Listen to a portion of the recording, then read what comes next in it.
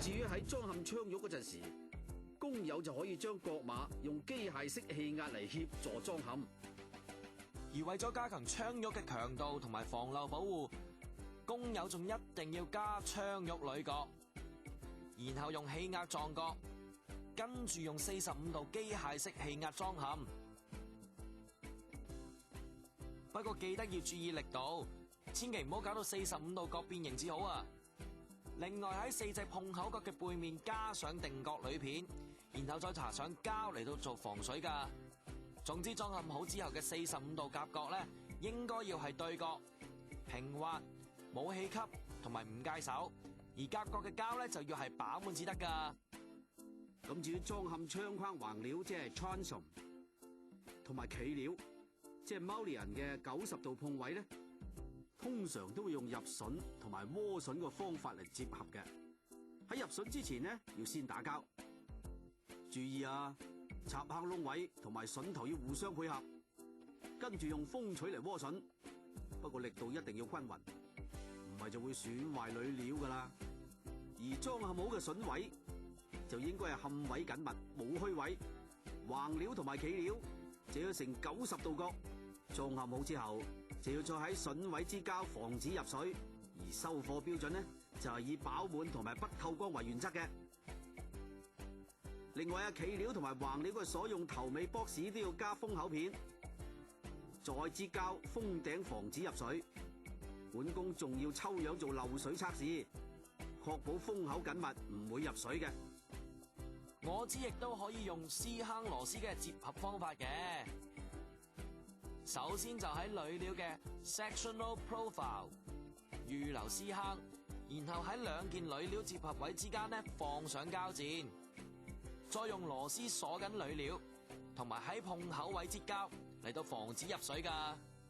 咁跟住就可以逐一安上配件噶啦，例如防水膠條啦、窗鎖、窗撐同埋定位墊片等等嘅。防水膠條嘅材料呢，通常就係 central pin。工友要先將膠條裝喺窗褥同埋窗框上預留嘅坑位，而膠條嘅長度呢，就一定要正確，唔係喺安裝之後啊，就好易會令到膠條變形噶啦。仲有記得膠條要有斜位先得噶。之後就可以用焊接嘅方法將膠條連接啦。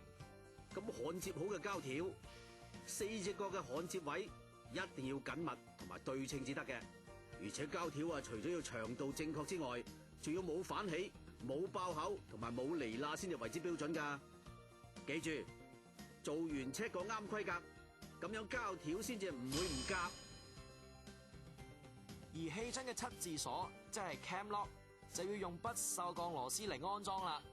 啱啦，不過記得安裝後嘅鎖位一定要可以完全鎖緊、封密，唔可以有虛位噶。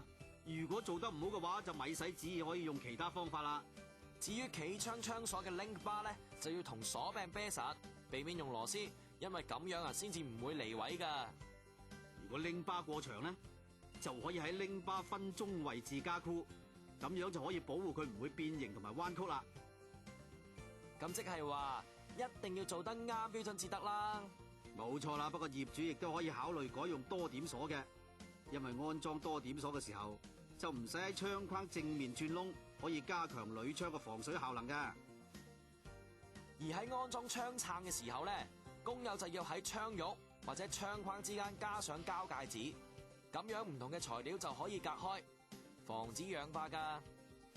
另外安裝反拍線之前呢，企料嘅兩邊都要加防水角，因為反拍線係好容易入水噶，所以兩邊咧都要擠滿膠，同埋確保安裝穩固。